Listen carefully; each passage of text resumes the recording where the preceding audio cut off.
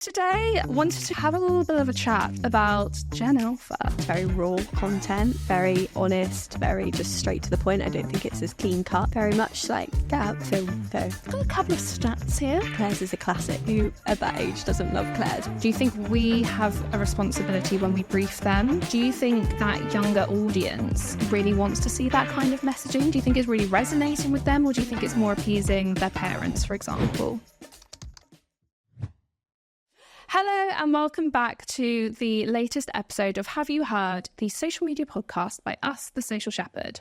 I'm Lucy, and today I am thrilled to be joined by two very amazing new faces to the podcast and amazing members of the influencer team here at The Social Shepherd, and that is Georgia and Esther. Hello guys. Hello. Thanks for having us. You're very welcome. I'm thrilled to have you here. I feel like it's been a long time coming. Cool. So today I wanted to kind of have a little bit of a chat about Gen Alpha, which I guess if you're listening or watching and you didn't know, Gen Alpha are essentially the generation born between 2010, up until 2024, and the oldest being 14 years old. So pretty young, but obviously they're an up and coming generation, and I think it's important to acknowledge kind of their space within social media and ultimately how they're going to really shift how, I guess, we do our jobs working with influencers,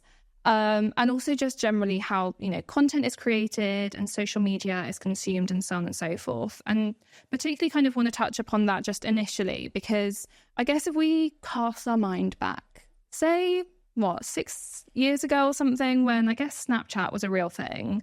I know it is kind of creeping back up again, but if you think about something like Snapchat, for example, and that was really popular, I guess, with like the younger of the millennials and I guess Gen Z as well. And do you remember, I don't know what exactly it was called, I guess like Snap Stories or something, but that was a kind of a new format we were all kind of using as social media users. And then obviously Instagram came along, snapped it up quite literally, and Instagram stories became a thing. And I guess that's kind of an example of how a particular generation has consumed content in a specific way to shift how then we all generally use social media. So I guess thinking about Gen Alpha and even Gen Zalpha, which is a new phrase I've come across, who are that kind of like bridge between Alpha and Gen Z. I don't know, what are you guys thinking in terms of how they could potentially shift the way we use social media, how we work with influencers? What are your thoughts? I think they're definitely a more like open generation. I think they're not, naive to the way they consume things and the way they post things. I think it's very raw content, very honest, very just straight to the point. I don't think it's as clean cut as things we've seen previously. Yeah, definitely. What do you think, Georgia? I guess they're like really tech savvy because they've grown up with technology like from a young age. So I guess it would need to be like advanced in that sense of things. Yeah, definitely. And I guess as well, you think about like millennials, for example, and it's, been quite polished and very like personable. Like think about like YouTube, for example, a lot of millennials kind of really grew up in that YouTube age and everything, where it was all very kind of like personable to camera, long form content, but also somewhat polished. Obviously, Gen Z have come along and it's been a little bit more kind of quick cut, snappier content, lots of content. And then Alpha, like you say, it's a bit more kind of, less clean cut, would you say? Off the cuff. Off the cuff, yeah. Very much like get out, film, go. I think a lot of get ready with me style content, things like that on the go that aren't like sat editing over loads of hours. Yeah, for sure. Would you say there's any specific platforms that have kind of like come along in more recent years, or even that you're like seeing that are kind of creeping up that you feel are quite like Gen Alpha I think oriented? It's mostly TikTok. Like they dominate TikTok massively. I think not so much YouTube, I think anything that's too thought out, anything that takes too much time is almost like a no-go. Yeah. I think TikTok's so quick and so fast and can be so raw I think that's so appealing to them. Yeah, definitely. Any other thoughts? Yeah, I guess when TikTok first, like, I guess came around popularity wise, you would see it as like for younger people. I guess they were on it first and they were like native to the platform. Yeah, definitely. Got a couple of stats here on my lovely presenter cards, which is great. And want to share with you just generally around like Gen Alpha and everything and some kind of things that we've seen. So a really popular, I guess, Gen Alpha influencer or account specifically on TikTok. Don't know if you've ever come across them, the Gaza Crew. They have nearly 5 million followers and they're 7 years old. That's insane. I don't know. I was just chilling playing with my Barbies at 7 years old, but hey ho. In specific reference to like brands that are working with Gen Alpha, Claire's Accessories, they launched a program called The Collab, which is collaborating with Zalfas to guide creative strategy, comms and brand activations, which I think is really interesting. Kind of looking to work with a particular generation, particularly quite a young generation, to kind of inform how you engage with that specific audience. I don't know what you guys think. I think Claire's is a classic. Who at that age doesn't love Claire's? But I also think there's a line. It's a tricky one from a brand perspective over how you work with people of that age. Yes. And the restrictions with doing so. Yeah. I think it's a tricky environment. So if you were kind of talking to one of our clients and they were saying, we really want to reach Gen Alpha or Zalpha, what would you tell them to kind of consider? Laws. Yes. Massively. Advertising regulations, who can consume that content, who it's actually going to. The worries around that, like who is consuming that? Is it people you wouldn't want saving that down of younger people? I guess, yeah, you've touched upon a really important point around like the ethics of working with a slightly younger generation. And I guess it's also worth us kind of thinking about how to work with a particular generation or to reach a particular generation. Would you say you always have to work with people, particularly influencers or creators of a specific age? So say you want to work with Gen Alpha, does that therefore mean you have to work with a 7-year-old, do you think? No, I don't think so in all instances, because I think they're influenced by, like, they're influenced a lot. So I don't think it really matters by who. And also at a certain age, you might be influenced by your older sister and who they follow and who they are inspired by. So I also think that when you're at a certain age, you want to be older. So I think sometimes you don't want to be influenced by someone of the same age because you see yourself or you're looking to behave and act older than what the age you are. So yeah, 100%, definitely. I mean, I feel like Claire specifically reminds me, I think I shared this with you guys the other week. I have a very vivid memory of being about 10, 11 years old and going to Claire's Accessories. And I was with my friend and her mum. And I remember buying this like really naff little like makeup palette. And my friend's mum said to me, "Oh, is that for your older sister?" And I was like, "No, that's for me," because I was 11 and I wanted to play with makeup and everything. So I don't know, like you say, Claire's, like every generation has kind of been obsessed with that at some point or another. But kind of, yeah, interesting that they specifically are trying to work with quite young individuals to really help inform their like brand strategy and everything.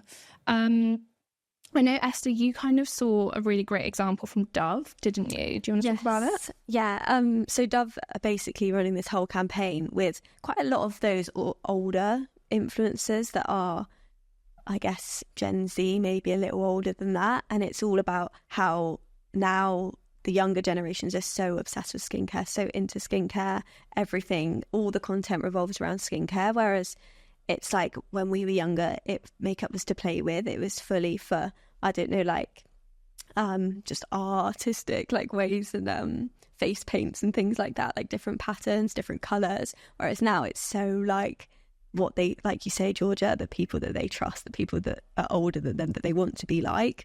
And so Dove's whole campaign is surrounding bringing the inner child back out, and also like for those younger generations, being the child that you are, and that you don't need anti-aging products when you're 8, 9, that you just need to embrace the funny, humorous, creative side of makeup. Exactly. Step away from the retinol. guys. For sure. I mean, I think that's a really interesting point as well. It's the whole thing around like what's being dubbed as like Sephora tweens and everything. I think we've all kind of seen it where I know you go into like a beauty store. I know you shared an example in like Space NK recently. I saw an example in Boots recently. I'm sure kind of Georgie, you've had similar experiences where you know, you see very kind of young individuals kind of going about and like you see them kind of grabbing and gravitating towards these like really premium, you know, beauty brands and skincare and everything. What do you think is the reason why this younger generation is wanting to have these like more premium products and brands? What would you say? I think massively is, like Georgia said, all about the people they look up to are using those products in the Get Ready With Me, is things like that. Yeah. It's what they're being fed all the time on TikTok, what they're being targeted all the time on TikTok. And I think as well, a lot of those brands have such bright packaging. I think like Bioma, Drunk Elephant is like bright colours, like attracts children and teenagers so well. And also I think it's more fun to play with. I think it's those kind of like sensory things of like pushing it down to get the product out and mixing it all together. It is that like childlike kind of thing, but at a really expensive price point. Do you think as well, and we can touch on like brands as well, but do you think influencers, and with what we do as a team, like when we work with influencers, I know we specifically work on a particular beauty brand and everything. Do you think we have a responsibility when we brief them to ensure we're not encouraging that kind of behaviour? Or I don't know, what you think? I guess it's like it would be very hard to monitor, I'd say, because like if we're working with even like a 19, 20-year-old, if they are being followed by a younger person, like if they're influenced by it.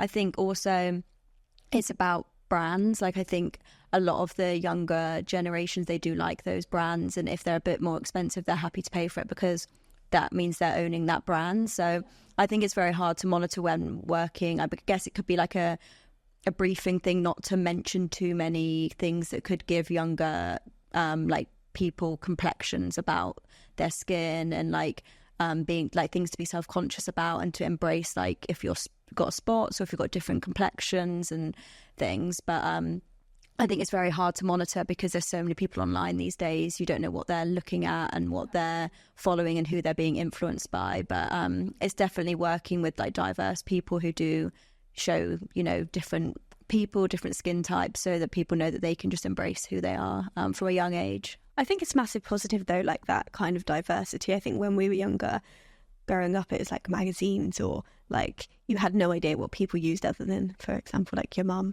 You had no idea of products beyond that, or like what suited your skin tone or what suited different things. I think that now there is a platform where younger people can look up to people that do look like them and have similar skin types to them, and like there's a good element of the knowledge that it shares, whereas as well as the negative. Yeah, that's a really good point, because I think particularly when it comes to things like quite personal matters, like your skin and your appearance, quite external matters, particularly when you're a lot younger, and I think you're probably a bit more aware of things like that and potentially a bit more insecure about things like that.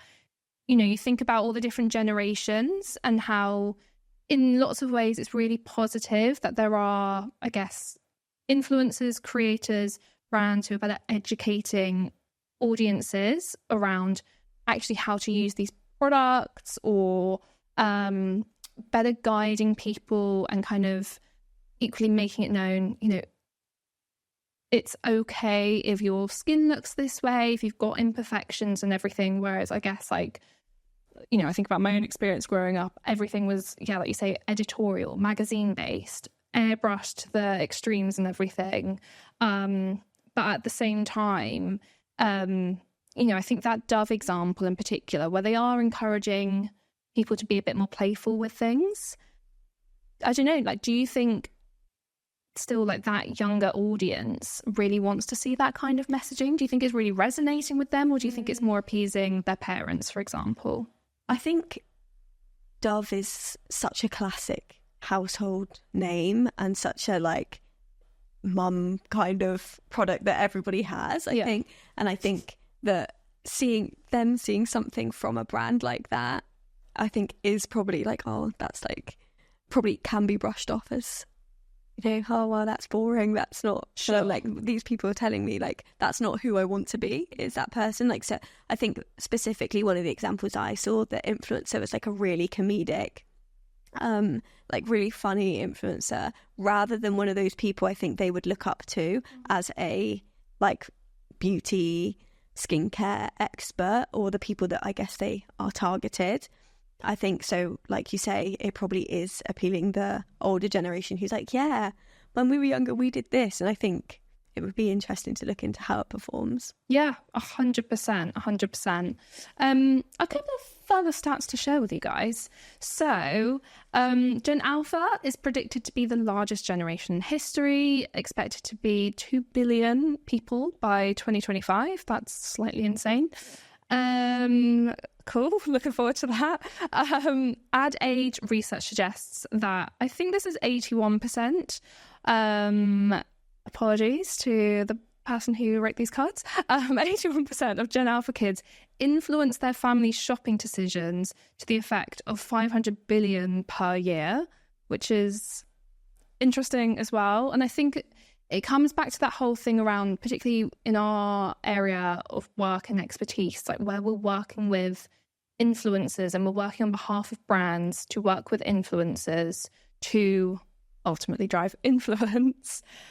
Like, I guess what we are doing is going to ultimately impact someone's purchase decisions and everything. I'm really interested to know a little bit more around like your experience of trying to kind of guide some of our clients in the right direction around working with influencers who have the right audience, though, as opposed to they themselves are of a particular age, and like why it's important for brands to understand it's not always about how old the influencer is or the influencer necessarily. It's about what influence they have on an audience and everything. Like, do you guys have any specific examples you want to touch upon?